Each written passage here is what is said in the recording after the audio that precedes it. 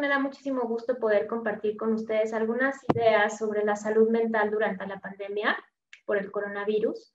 Estas ideas nacen de mi participación, como mencionó la maestra, en la Clínica de Atención Psicológica del Centro Eleya, que tiene más o menos alrededor de 400 consultantes por mes, además de mi consulta privada y también del poder compartir con algunos colegas algunas observaciones sobre las repercusiones emocionales que hemos visto a lo largo de este arduo año que nos ha tocado vivir a todos. Entonces, bueno, quisiera yo dividir mi participación en tres partes.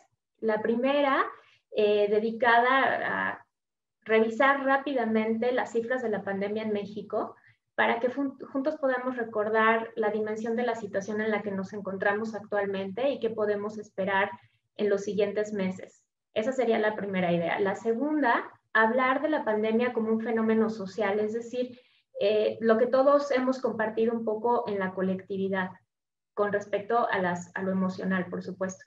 Y la última sería retomar el tema de las repercusiones emocionales que ha traído consigo la pandemia, pero en cada caso particular. Claro, sería imposible decir qué le pasa a cada quien, pero digamos algunas ideas sobre esto. También sobre el confinamiento a largo plazo, que sin duda afecta, ¿no? De diferente manera nos afecta a toda la población. Entonces, esa es más o menos la idea. Yo voy a estar atenta también al final con sus preguntas. Vamos a dar, creo que, un espacio para responder todas las preguntas que tengan. Entonces, lo que voy a hacer ahora es compartirles una pequeña presentación. No la voy a tener siempre activa, porque también los quiero ver, ¿no? Los quiero ver qué es por ahí, sus gestos, sus caras, como para romper un poco el tema de la distancia. Pero primero les quiero compartir unas diapositivas para que juntos revisemos este tema de las cifras. Entonces, a ver. Ahí está, espero que todos lo puedan ver bien. Yo sé que a lo mejor no vamos a empezar con las mejores noticias.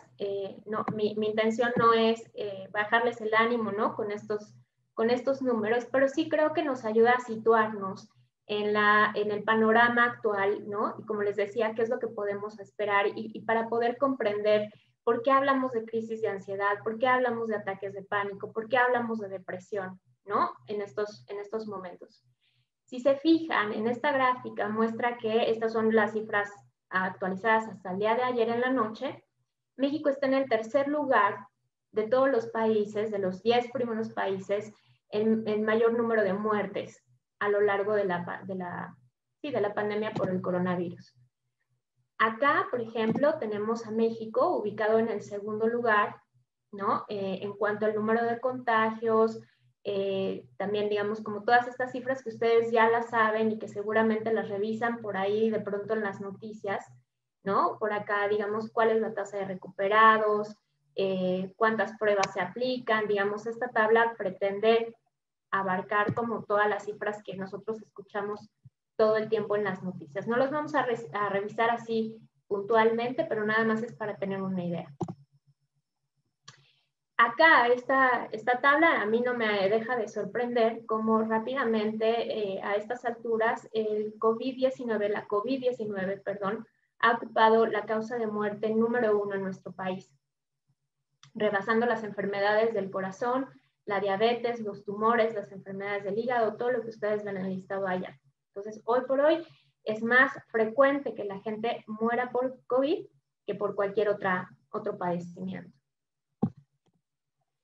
Y por último, ¿no? En esta lámina lo que les quiero mostrar es que al ritmo que vamos teniendo de la vacunación, se pretende que el 70% de la población esté vacunado o sea, después de casi 4 años, en realidad, 3.9 años, ¿no? Entonces, como se fijan, tomará largo periodo de tiempo para que todos nos sintamos un poco más seguros al andar en la calle, al compartir con los seres queridos, los amigos, ¿no? Y volver realmente a recobrar, si es que se puede, pues nuestra vida como la conocíamos hasta antes de la pandemia. Entonces, les decía yo, bueno, ¿por qué es importante esto? Porque creo que a veces Permítame, quiero quitar la presentación. Porque creo que a veces se nos olvida, ¿no? Le quitamos un poco de peso a lo que estamos viviendo y hacemos de cuenta que en realidad nada está pasando, ¿no? Cuando hay por ahí un grupo en la población bastante amplio de personas que no le están pasando bien, ¿no? Y que están presentando diversos síntomas, diversas afecciones a raíz de la pandemia. Entonces, bueno, ahorita vamos a hablar, eso sí, a raíz de la pandemia, si podemos decir que la pandemia es, digamos, como la responsable de generar todo esto, o qué está pasando. Entonces, bueno, además del estrés que nos causa, ¿no? La tensión emocional que nos causan estas cifras, se le une el número de desempleos y la crisis económica, que también es un punto muy importante. Hay gente que está muy estresada, digamos porque hubieron despidos, recorte de personal, o porque probablemente tienen miedo de que los haya, ¿no? Las escuelas también muchas han tenido que reducir sus plantillas, entonces es un escenario que de alguna manera nos causa estrés a todos. La OMS, por ejemplo, estima que a diferencia de lo que se dicen en las cifras oficiales, que marcan que es el 2% de la población los que ya se contagiaron, la OMS dice que no, que debe de ser más o menos alrededor del 10%. Entonces, imagínense que ahí hay un espacio de casos que no sabemos en realidad qué ha pasado, ¿no? Y fallecimientos que a lo mejor no están considerados como fallecimientos a raíz del COVID. Ahora, lo que hemos observado a lo largo de este año han sido momentos distintos digamos, en el clima emocional de la población aquí en México. No es la primera vez que mundialmente nos enfrentamos a ninguna crisis, ¿no? O sea, hemos tenido guerras, hemos tenido crisis sanitarias anteriormente. Por ejemplo, en 1918 murieron más de 50 millones de personas a raíz de la gripe española, ¿no? 16 millones por la Gran Guerra. Entonces, en realidad, no es que nunca haya pasado lo que estamos viviendo en la actualidad, pero eso no quiere decir que no nos tengamos o que no podamos sentirnos afectados, ¿no? Un evento como este, como una guerra, como una crisis sanitaria, nos despierta ansiedades muy tempranas. En psicoanálisis les llamamos así. ¿Qué quiere decir esto? Ansiedades que tienen que ver con la seguridad y con la vida. Tenemos miedo de morir o de ver morir a nuestros seres queridos, o de no podernos despedir de ellos, o de verlos enfermos. Entonces, digamos que nos despierta muchas ansiedades de separación, muchas ansiedades catastróficas, ansiedades de muerte. Claro que cada quien lidia con esas ansiedades de manera distinta. Frente a un trauma, ¿no? Le podemos decir, frente a un evento traumático, los seres humanos estamos, digamos, equipados con un arsenal de estrategias para no sentir miedo, angustia, dolor y no tener que hacer frente a toda la carga emocional. Les llamamos mecanismos de defensa en psicología. Y entonces hay, digamos, como una amplia gama. Hagan de cuenta que hay un amplio menú, hay un abanico muy amplio de mecanismos de defensa que nos sirven precisamente para lidiar con las pérdidas, el dolor, el miedo, ¿no? Que nos genera una situación como esta. Pudimos observar, por ejemplo, desde el polo de la negación, la gente que dijo, no pasa nada, esto no es nada, esto es una gripita, a mí en realidad yo no me voy a enfermar, ¿no? Hasta el polo de la ansiedad y de las fantasías catastróficas de esto ya va a ser el fin del mundo, digamos, una cosa así, ¿no? Por supuesto que el COVID vino a ser, COVID-19 vino a rompernos también un esquema de seguridad que nosotros teníamos sobre la medicina y la ciencia, ¿no? A estas alturas del partido, ¿qué enfermedad no se podía curar? Habían habido tantos avances en el cáncer, digamos, la medicación para la influenza, ¿no? Se había manejado también, digamos, como esa epidemia, que en realidad fue un trancazo darnos cuenta que esta vez la ciencia se quedó corta, ¿no? O sea, que hasta la fecha, bueno, tardamos un ratote en tener una vacuna, pero todavía no tenemos un medicamento y además cuando uno lee sobre la COVID-19, uno dice, no se sabe nada. No se sabe si la vacuna, no se sabe cuánto tiempo nos va a dar de inmunidad la vacuna, no se sabe si ya te enfermaste, cuánto tiempo también eres inmune, si ya generaste anticuerpos. No hay ninguna certeza con respecto al futuro. Tampoco sabemos si vamos a poder regresar a la normalidad. Hemos escuchado el surgimiento de nuevas cepas. Y no es que yo me ponga catastrófica tampoco, pero me parece que es necesario de repente quitarnos, ¿no? un poco la venda de los ojos para notar lo que está pasando. Entonces, bueno, yo les diría que ¿no? Como una propuesta para pensarlo es que yo he visto como 3 etapas a lo largo de este año. Durante la primera etapa, o sea, cuando empezó el confinamiento y cuando empezó la pandemia, digamos que fue como una especie de pausa porque nadie sabía lo que estaba pasando, ¿no? Entonces no teníamos como mucha idea. Después estaban cerca las vacaciones de Semana Santa. Para mucha gente fue como una especie de sensación de triunfo porque teníamos vacaciones adelantadas.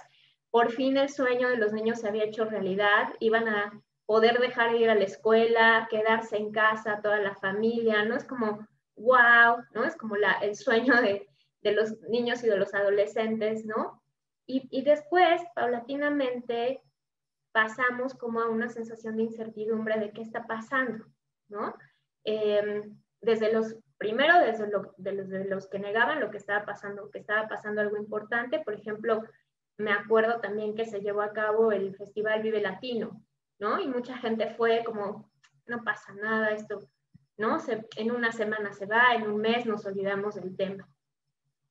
Y luego vimos otro fenómeno muy interesante que fueron las compras desmedidas de papel higiénico, ¿no? Que todo el mundo decía, ¿de dónde? ¿Cómo para qué?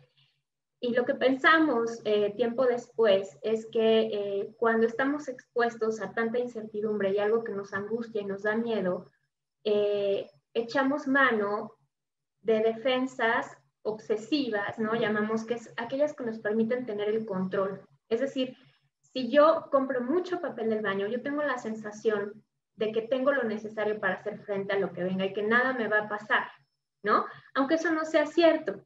O digamos, es como la sensación de poder controlar en el exterior, en la vida concreta, algo que interiormente no se puede controlar, ¿no? Que son las emociones. Vimos gente haciendo listas, llenando sus despensas, ¿no? En el súper había anaqueles vacíos. Entonces, bueno, eso fue como la primera parte, ¿no? En donde no sabíamos realmente lo que nos estábamos enfrentando, lo que nos esperaba. La siguiente etapa me parece que se pasó de una imagen idealizada de la cercanía familiar, porque en un punto fue como que padre, vamos a tener mucho tiempo para convivir en familia, se compraban rompecabezas, se compraban juegos de mesa, ¿no? Era como que bien, ¿no? Por fin vamos a estar todos juntos. Lamentablemente se pasó de eso a los conflictos por la cercanía, ¿no? Por la falta de privacidad, por el exceso de trabajo, ¿no? Porque, por ejemplo, los papás, las mamás, ¿no? Han estado haciendo un esfuerzo extraordinario entre atendiendo sus labores, en sus trabajos, más cuidando a los chicos y estando, ¿no? Asistiéndolos, por ejemplo, en esto del trabajo a través de esta modalidad online, ¿no? Entonces, lo que en un principio parecía un escenario ideal, paulatinamente se fue transformando en una zona de conflicto. Entonces empezaron a surgir problemas de pareja, peleas, la reducción de los espacios, una familia completa, ¿no? Conviviendo en una casa, la falta de privacidad, los adolescentes quejándose de tener a los papás encima de ellos todo el tiempo. Entonces, digamos que ahí ya se empezó a poner un poco desagradable la cosa, ¿no?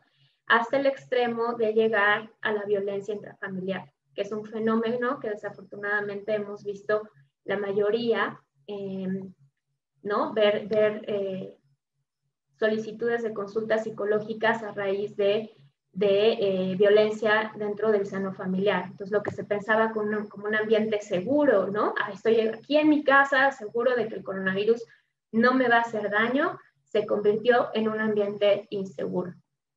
Y luego tenemos el otro fenómeno de las personas, por ejemplo, adultos de la tercera edad, gente soltera, que tuvieron que encerrarse solos, ¿no? Hacer esta cuarentena por su cuenta y que poco a poco con el tiempo la soledad les empezó a mermar, ¿no? O el tema de los abuelitos, en donde ya no tienen ayuda, los hijos no podían visitarlos, entonces eso empieza a generar emociones que tienen que ver con tristeza, desesperanza, soledad, abandono.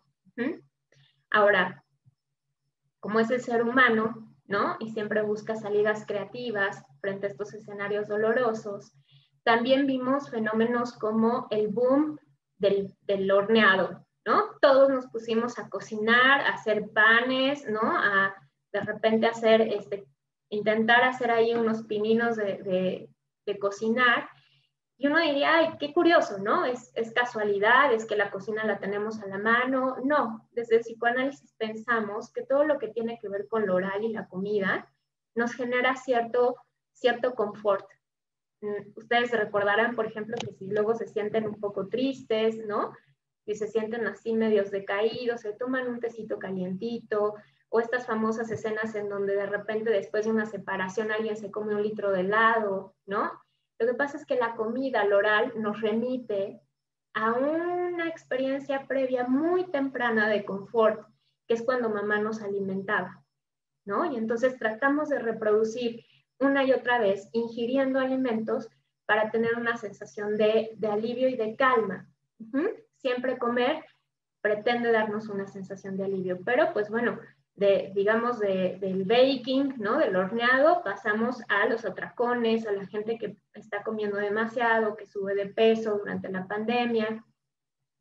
También otro fenómeno que observamos fue la adopción de cachorritos, de perritos y gatitos, ¿no? Y entonces hay toda una generación de cachorros que son los cachorros COVID, ¿no? Y uno dice también, ¿por qué este fenómeno? Bueno, el psicoanálisis aporta ideas y dice que a veces cuando adoptamos un cachorrito o adoptamos a otro para cuidar de él, estamos poniendo en ese pequeñito un aspecto vulnerable de nosotros mismos. Es decir, cuidamos al perrito, al cachorrito, al bebito de la manera que también a nosotros nos gustó ser cuidados o quisiéramos ser cuidados, de manera que nos da una especie también de confort, ¿no? Entonces, vimos ese fenómeno.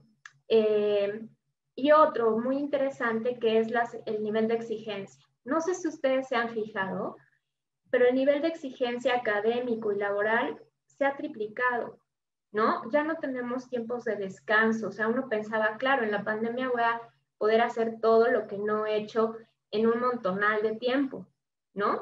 Voy a poder aprender a tocar guitarra, voy a aprender otro idioma, voy a leer un libro cada mes, por lo menos, ¿no? Y no hemos tenido tiempo, la verdad, de nada. Bueno, ya ustedes me compartirán sus experiencias acá en el chat, pero esto se debe a que a veces tratamos de compensar, por 2 razones. A veces tratamos de compensar la distancia con horas de trabajo. Por ejemplo, a los alumnos a veces se les dejan cargas monumentales de trabajo para compensar que no estemos presencialmente. Los maestros también, ¿no? O sea, hacemos un esfuerzo triple para compensar esa distancia personal. Y la otra es que estar acelerados en el trabajo, mientras más ocupados estamos haciendo, menos tiempo tenemos tampoco para reflexionar. No le damos espacio a la pérdida, digamos, ¿no? O sea, es decir, si yo todo el tiempo estoy ocupada, no tengo que pensar qué está pasando, ¿no? ¿Cuántos fallecimientos hay? Que esas son familias que están de luto, que no nada más se perdió un miembro de la familia, sino 2, sino 3, ¿no? O sea, a veces hemos escuchado lamentablemente de familias que han perdido a papá y a mamá y que los niños se quedan solos, ¿no? Y entonces digamos que es muy interesante el fenómeno porque mientras están ocurriendo todas estas cosas alrededor del mundo, también observamos cómo estamos más acelerados, como que trabajando el triple. No paramos nunca. Tampoco lo hacemos con las compras, ¿no? Y ahora Amazon es la empresa que no ha resentido la pandemia, ¿no? Porque estamos todo el tiempo por ahí metidos en Mercado Libre, en Amazon, porque también adquirir cosas nos da una sensación de seguridad Y justo de lo que nos defendemos es de la idea de pérdida. No queremos tener que pensar que perdimos con la pandemia, la rutina, nuestra manera de vivir, la incertidumbre de no sabemos si la vamos a recuperar.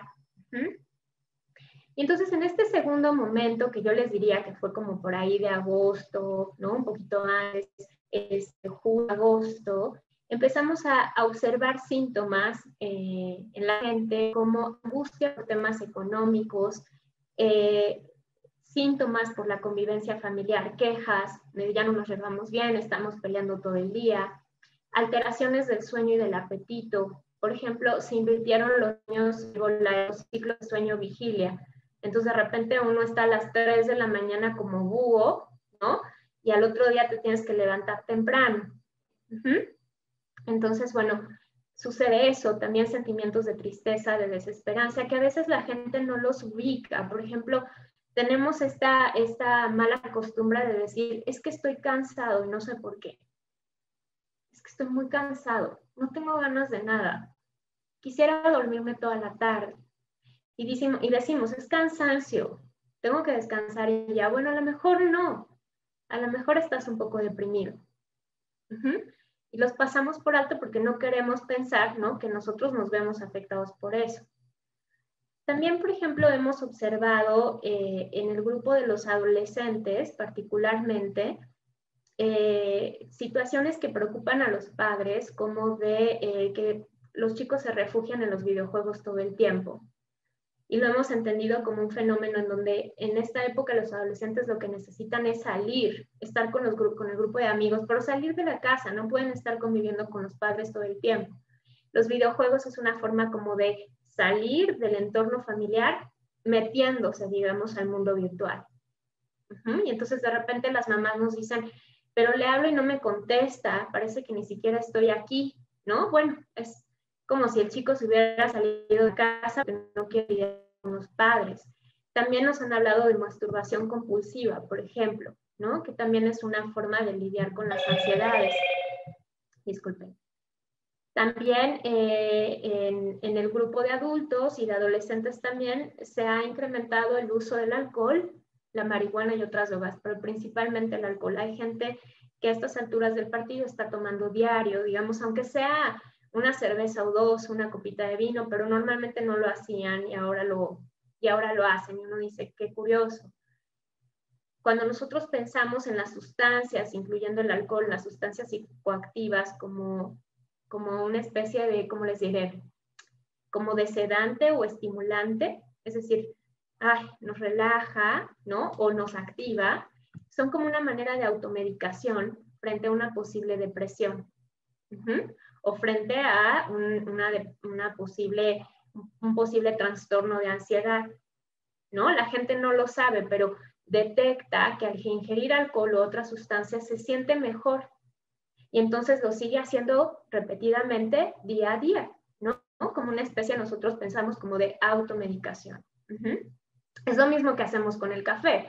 Cuando nos levantamos y nos sentemos así y luego pensamos en una rica taza de café y ya nos activamos, digamos que es como si hiciera las veces de tomar un antidepresivo o un estimulante, ¿no? Y algo que nos devuelva un poco la vitalidad en un momento como este. La última etapa, digamos que de noviembre, por todo lo que pasó en diciembre, que hubo una alza muy importante en los contagios y en la cifra de muertes, nos vimos, digamos, el clima, no sé si ustedes lo pudieron captar, traten de recordar, pero hubo como un clima de pérdida, ¿no? O sea, cuando veíamos que las cifras se elevaban a 1,500 muertes por día, ¿no? Y entonces veíamos las noticias y veíamos que los hospitales estaban saturados, y entonces el clima se volvió como de pérdida. Aumentaron las cifras de depresión, la muerte, la posibilidad de morir empezó a rondar en cada uno de nosotros, en nuestras mentes, o de perder a nuestros familiares, la idea de no poderse despedir, como les decía al principio, ¿no? De no tener oportunidad de hacer los rituales de despedida, como es el velorio, etcétera, etcétera, tan importante como para tramitar una pérdida. Entonces, digamos, hizo un clima, digamos, bastante deprimente que, por supuesto, mucha gente trató de evitar a través, otra vez, de lo que nosotros le llamamos manía. Manía es como ponerse acelerados, ¿no? Como aquí no pasa nada, ¿no? Ahorita nos activamos, ¿no? Como deshacerse del dolor a través de eso. Y desafortunadamente salió contraproducente porque mucha gente empezó a reunirse, a hacer fiestas de Navidad, ¿no? Lo que no habían podido hacer en todo el año. Y entonces terminó siendo una causa de muchos más contagios, ¿no? Que venimos arrastrando hasta hace poquito, hasta febrero más o menos. También, ¿no? Digamos, otro fenómeno interesante es que, como en todo, ¿no? La psicopatía se abrió paso. La psicopatía la entendemos como esta parte que atenta en contra de los intereses de la sociedad, que es una actitud fraudulenta, de engaños, de ser aventajados con otros. Y entonces empezamos a ver que la gente vendía alcohol en gel sin tener los, digamos, como los requisitos, ¿no? que pide COFEPRIS o las autoridades correspondientes. Los vendedores de pruebas rápidas o supuestas pruebas rápidas, ¿no? Gente que en realidad trató de sacar ventaja del dolor, ¿no? Del dolor humano. Es decir, como todos estábamos en la desesperación de que ya no había gel en las tiendas, pues hubo gente que dijo, pues les vendo esto como si fuera gel antibacterial, aunque no tiene alcohol, ¿no? O le pongo ahí un par de cosas sin saber mucho las consecuencias que eso podría ocasionar.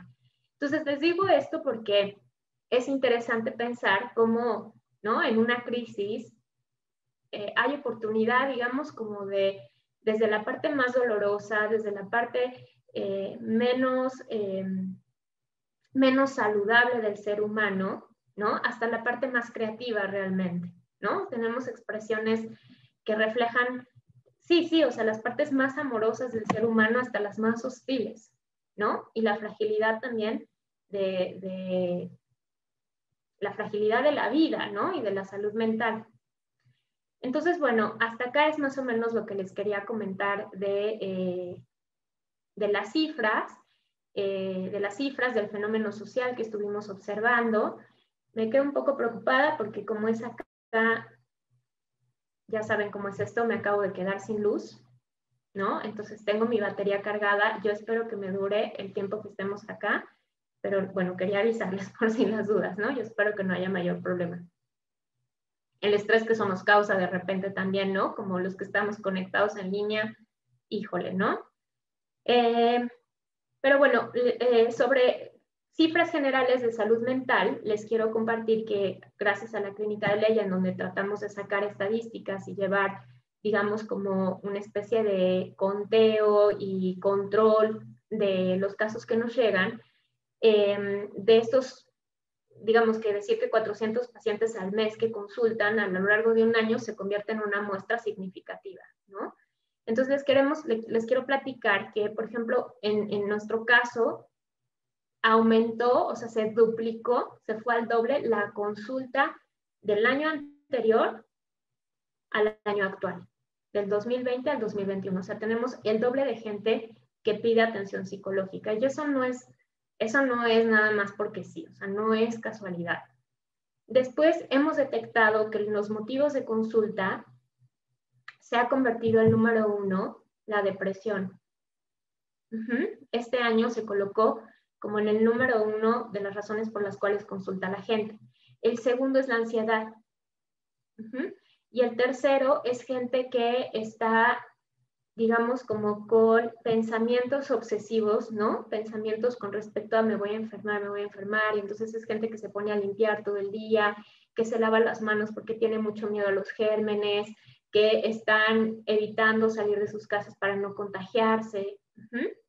Entonces, fíjense, qué interesante, ¿no? Los 3 primeros lugares de consulta ya no son conflictos familiares, conflictos de pareja, sino todo lo que tiene que ver, ¿no? Con lo que ha desatado la pandemia. Una cifra que nos ha dolido mucho es que los intentos de suicidio se triplicaron, ¿no? Se triplicaron, siendo más comunes en la comunidad adolescente, lo cual es tristísimo porque hoy en día estamos convencidos, por lo menos a través de nuestro trabajo, que los adolescentes son la población más golpeada de la pandemia. ¿Por qué? Porque están en una etapa en donde es imprescindible para ellos el grupo de pares, es decir, estar con los amigos, salir de la casa, alejarse y tomar distancia de los padres, y es justo lo que la pandemia les está impidiendo hacer. Entonces se deprimen mucho, no entienden el mundo como lo entendemos ya años después. Para ellos esto es realmente un problema que a veces no le encuentran salida. Generalmente nosotros los pacientes que no podemos atender porque tienen algo que excede nuestra especialidad, los derivamos a diferentes instituciones. Lo que les quiero contar también que nos ha impactado mucho es que el 45% de esas derivaciones, de esos pacientes que no podemos atender nosotros, han sido referidos a atención psiquiátrica. Muchas de ellas hospitalizaciones psiquiátricas. Entonces, esto también nos preocupa mucho porque como ningún año antes, hemos tenido que mandar gente a tomar fármacos, a medicarse o inclusive al Instituto Nacional de Psiquiatría y al Hospital Fray Bernardino para una hospitalización.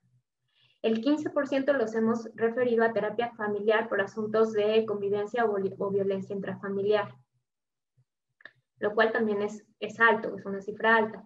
Y el 6% los hemos tenido que referir a clínicas de adicciones, ¿no? Entonces, fíjense cómo esto concuerda un poco con lo que estamos observando que pasa en la gente. Más depresiones, más crisis de ansiedad, más asuntos de violencia intrafamiliar y más problemas de consumo de sustancias. Entonces, de ahí se les ha tenido que canalizar. Entonces, esto es a grandes rasgos, un poco, voy rápido porque sé que tengo poco tiempo y no me quiero quedar sin comentarles nada más, pero es más o menos lo que hemos podido observar a lo largo de este año en lo colectivo. Ahora, en lo individual, el psicoanálisis tiene mucho que aportar porque nosotros pensamos desde la teoría psicoanalítica, desde Freud en su tiempo, que además fue una generación que les tocó vivir 2 guerras, pensaban que el trauma, o sea, que el trauma, digamos, por un evento tan duro como el que estamos viviendo, se construye a posteriori. O sea, no solamente depende de la magnitud del evento, sino de la manera que es vivido por cada persona en lo individual. No todos, el sismo, ¿no?, que tuvimos hace unos años, no todos lo vivimos igual. Hubo gente que a partir del sismo ya no pudo salir de sus casas, ¿no? Se quedaron recluidos por miedo, ya tenían miedo de subir a un edificio, y hay gente que siguió con su vida normalmente. ¿A qué se debe eso? ¿Por qué observamos gente que durante la pandemia no la pasa tan mal? Ha podido conservar su trabajo, sus momentos de placer, de disfrute, la convivencia con la familia, y tenemos gente que está en el hospital psiquiátrico. ¿A qué se debe? Bueno, ¿no? La respuesta es a la historia y a las vivencias de cada persona en particular, a la estructura, digamos, de carácter de cada persona en particular. Por eso no vivimos igual, ninguno de los que estamos aquí presentes, el miedo al contagio y al confinamiento. No lo vivimos igual. En cada persona las respuestas son muy distintas, ¿no? Y dependen, les decía yo, de la personalidad de cada quien. Por ejemplo, una persona que tiende a ser un poco fóbica, ¿no? O sea, que le da un poco miedo todo, nunca quiere salir, es tímido, no le gusta hablar con la gente, ¿no? Esas personas ahora con el confinamiento están encantados de la vida, ¿no? O sea, por ellos no volverían a salir a las calles, ¿no? Se sienten mejor ahora, se sienten mejor conviviendo de manera virtual. Por ejemplo, personalidades un poco, o sea, como un poco, como menos esforzadas, gente que no le gusta mucho trabajar, ¿no? Entonces, ahora, bajo la excusa de la pandemia, está perfecto, ¿no? Nos sentimos muy bien, no hay nada que hacer, digamos, ¿no? Esta persona puede decir, es que no hay nada que hacer. ¿Qué hago? Estamos en pandemia, no me puedo mover, ¿no? Pero no se ha podido mover nunca, ¿no? Desde antes de la pandemia. Personas digamos, con una tendencia paranoide, esto quiere decir desconfiados, que todo el tiempo tienen la sensación de que alguien les va a hacer daño, que alguien los observa, pueden incrementarse ahora durante la pandemia y tener, digamos, como miedo de que ahora que los vacunen les vayan a poner un chip, ¿no? Que los controle, ¿no? Y entonces es la gente que tiende más a creer estas, digamos, teorías de la conspiración, ¿no? Gente que tiene tendencia depresiva, es evidente que la pandemia los ha deprimido aún más, ¿no? Y es gente que está muy triste o gente que ha tenido que recurrir a ayuda psiquiátrica. Entonces, los eventos externos vienen a acentuar algo interno que ya existe. O sea, no van a inventar nada nuevo, sino que van a ser como una lupa, ¿no? Sobre los conflictos de carácter que ya teníamos previamente. Se conjuga, digamos, lo actual que vivimos todos con el pasado de cada persona, haciendo un engranaje perfecto que probablemente detona en un padecimiento mental. O sea, si alguien en estos momentos, si en alguien eclosiona una crisis, digamos, una crisis psicótica, ¿no? Un intento de suicidio, no pensaríamos que es exclusivamente por la pandemia, pensaríamos que ya habían, ¿no? Como indicios desde antes que no fueron muy captados, ¿no? Que podían develar que había un trastorno previo, que no se había detectado. O sea, simplemente es como un precipitante, ¿no? La pandemia viene a ser como un precipitante. Entonces, imagínense que a todo esto le tenemos que sumar además las pérdidas, ¿no? O sea, los duelos reales de las personas que han perdido familiares durante la pandemia, porque tenemos, ¿no? Casos, les decía yo hace ratito, de familias que han tenido varios miembros de la familia que han fallecido. Gente que ha estado en hospitales pasando realmente experiencias traumáticas por la intubación y luego tuvieron que salir del hospital y luego continuar con la vida cuando estuviste al filo de la muerte. Luego también tenemos otra cosa que sumarle, que son los síntomas post-COVID, ¿no? Ahora ya se sabe en el mundo que el COVID no es que te alivies en 3 semanas y se te quita, ¿no? Sino que hay una sintomatología que se estaciona a largo plazo, como cansancio, dolores de cabeza, parestesias, que son como adormecimientos de los dedos, ¿no? De las manos, de los pies, y ansiedad también. Entonces eso es algo que se le viene a sumar y que la gente que tiene síntomas a largo plazo tiende a deprimirse mucho más porque ya se siente distinta, porque ya no rinde lo mismo de lo que rendía antes. Entonces, fíjense cómo se nos van sumando cositas, ¿no? Cositas y cositas que van haciendo todo un poco más complejo. Ahora, ¿qué nos toca hacer frente a todo este panorama? Es la transformación del sufrimiento. O sea, como siempre se ha hecho en las guerras, o sea, el ser humano está equipado con la posibilidad de darle sentido a la experiencia y de convertir estas vivencias en algo creativo, aprender de ello, ¿no? Avances en la tecnología, nuevas formas de convivencia, todo lo que están haciendo ustedes de tener estas conferencias online es parte de la creatividad del ser humano, ¿no? De ese empuje del ser humano por seguir adelante. Como, por último, rápido, antes de pasar a sus preguntas, ¿cuándo pedir ayuda? Bueno, primero es si tienen síntomas físicos. O sea, digamos, la angustia a veces la podemos identificar a través de síntomas físicos. Sudoración, temblor, palpitaciones, hiperventilación. Si tengo conductas de evitación, ¿no? Ya no quiero salir, no quiero hablar con mi familia, no quiero hablar con mis amigos, me empiezo a aislar cada vez más, a refugiarme en mi recámara, en mi casa, de manera que ya hace muchos días que no veo el sol, ¿no? La luz del día. También tener malestares psicosomáticos, dolores de cabeza, gastritis, colitis, diarreas, mareos, que no sean, claro, provocados por una enfermedad fisiológica. También trastornos del sueño como insomnio, pesadillas recurrentes, inversión del ciclo sueño-vigilia, es decir, que duermo en el día y me despierto por la noche, trastornos del apetito, dejo de comer o estoy comiendo demasiado, ¿no? Me meto al refrigerador a darme unos buenos atracones, trastornos del estado de ánimo, estoy demasiado irritable, me peleo con la familia, todo me molesta, no quiero ni que me hablen, depresión, tristeza, sentimientos de desesperanza y sobre todo lo más importante, ideas de mejor ya no quisiera estar aquí, ¿para qué estoy aquí? Ya no tiene caso seguir con la vida. Todo esto son señales de alarma que nos indican que es momento de pedir ayuda. Muy bien, ya hasta acá me quedo. para pasar a las preguntas. Muchas gracias. Muy interesante. Sí, tenemos algunas preguntas y muchas felicitaciones. Consideran que el tema está muy adecuado para el momento que estamos viviendo. La primera pregunta sería, ¿hay profesionales y profesiones más vulnerables que otros? ¿Cómo los sentimos en general? Me parece que, a ver, desde mi perspectiva, la vulnerabilidad no nos viene desde la profesión, sino nos viene de la estructura de carácter, ¿no? De lo que yo les comentaba acá ahora, de nuestras historias, de nuestra forma de ser, nuestra personalidad, nuestros conflictos internos. Pero si tuviera que decir, por supuesto que hablaría del personal médico. Por supuesto, porque ahorita es como los soldados en la guerra, ¿no? Que después vivieron estrés postraumático, pero en el momento ni se sabía porque estaban en el frente de guerra. Quizá, no lo sé, ojalá que no, pero quizá lo que veamos posteriormente es que todo el personal médico que vivió de cerca, ¿no? Todo esto tenga, digamos, como estrés postraumático.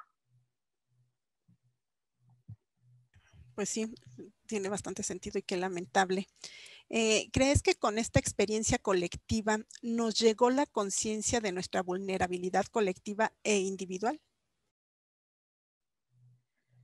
Ay, qué buena pregunta. Me gustaría pensar que sí.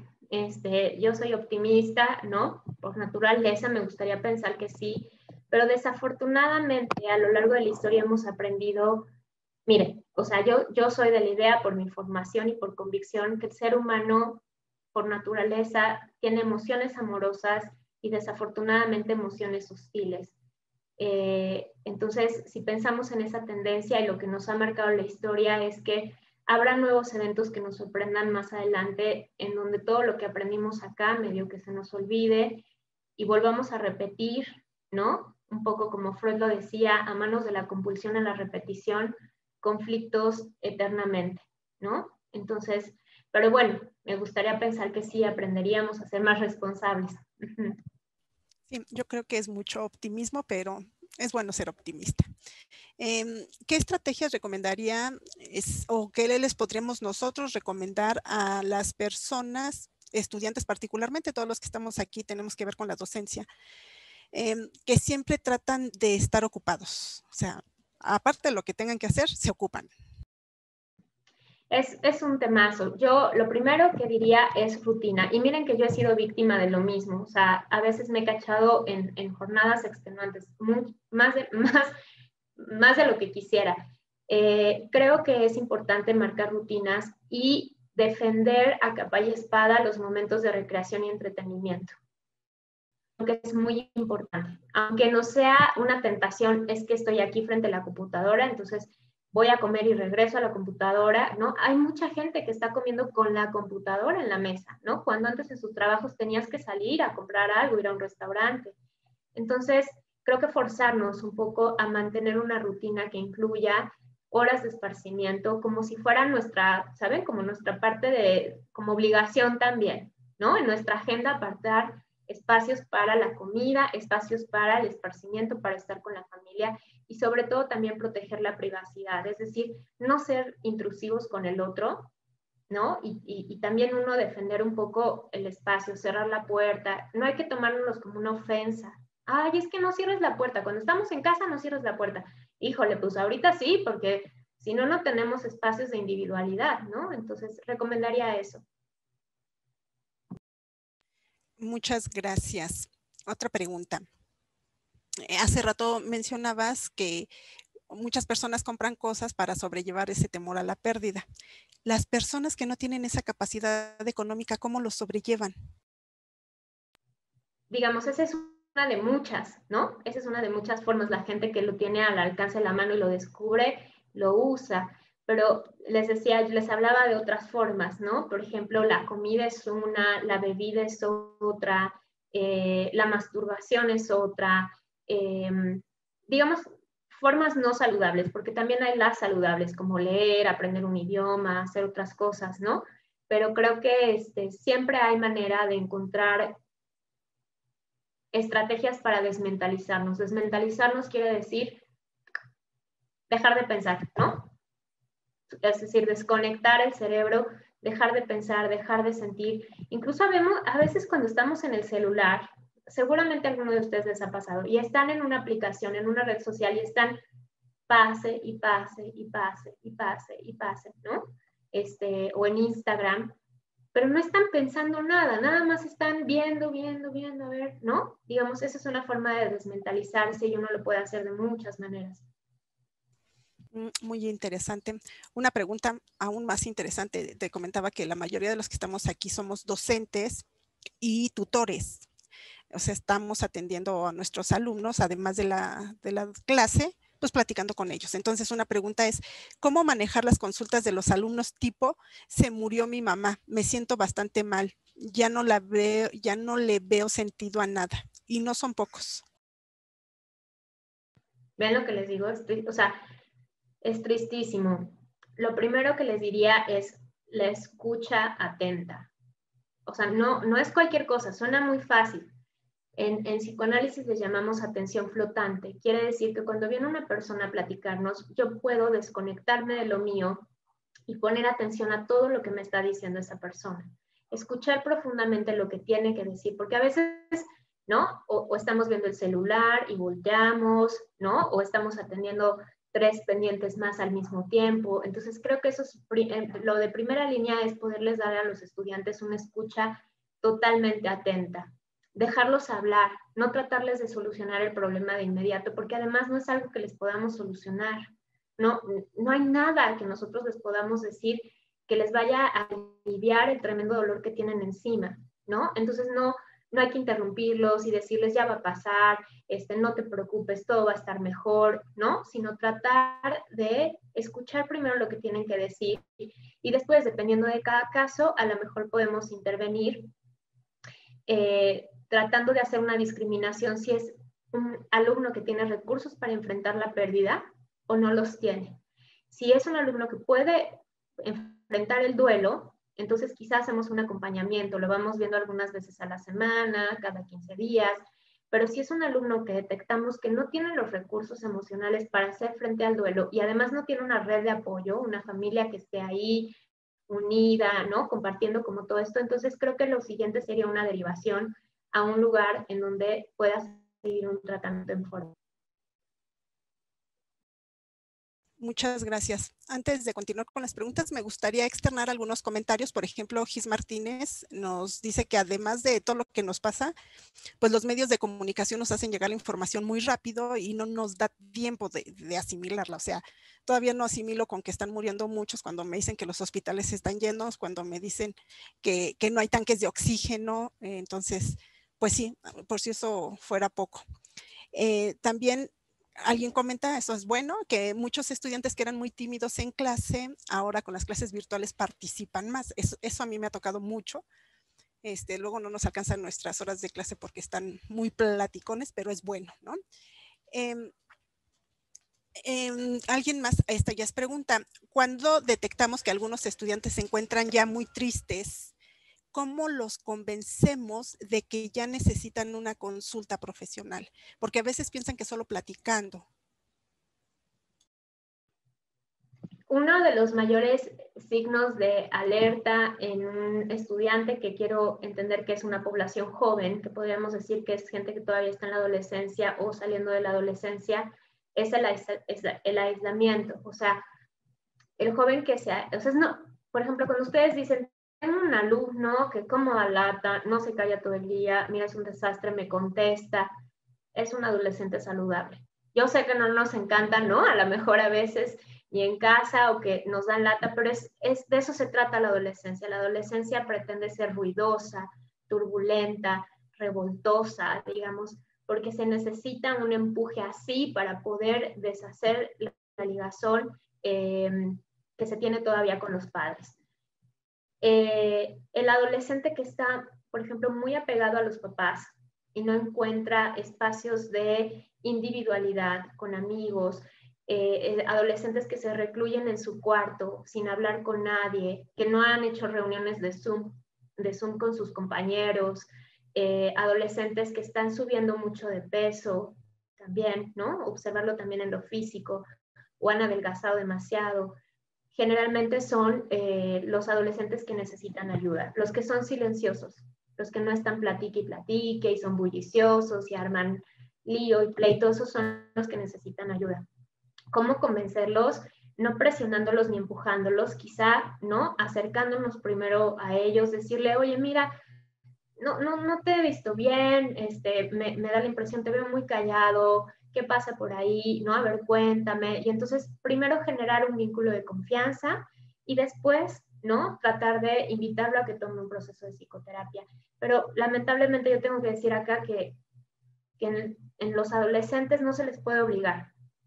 A nadie se le puede obligar a tomar terapia, un poco medio que a los niños, pero en realidad todo proceso terapéutico tiene que partir de la convicción de que uno lo necesita. Si alguien lo hace, si lo hacemos por alguien más, es muy probable que fracase nuestro intento. Entonces, yo lo que les diría es generarle conciencia al adolescente de que necesita esa ayuda psicológica. Muchas gracias por todos los comentarios y todas las enseñanzas y los datos duros y todas estas cosas. Pues el tiempo se nos agota. Ha sido un súper placer contar con tu experiencia y tus recomendaciones. Agradecemos mucho la participación del Grupo Eleya y pues con esto damos terminada nuestra sesión. Tengo que decir que de acá somos, Acatlán me encanta, por mi raza volará el espíritu. Muchas gracias a todos por su participación. Muchas gracias a ustedes. Hasta luego.